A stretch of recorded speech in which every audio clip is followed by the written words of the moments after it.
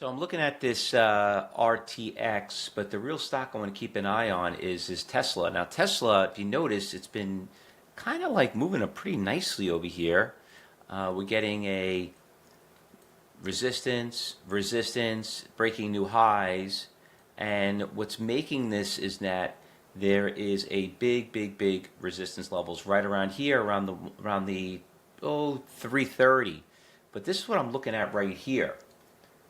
There was a big seller here on level 4 that got filled, and that was the 330.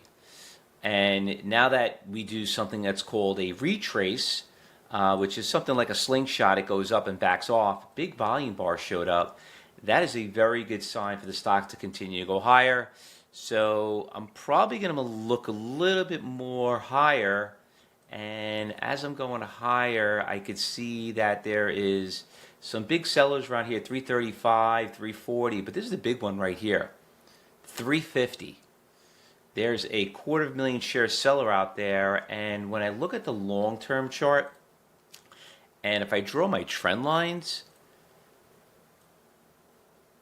there's 350. That's our big seller. Some people might think it might be 360 right there, but when I looked at level 4, I'm not seeing anyone out there at 360. The big one is at 350, and that is why you got to follow the money.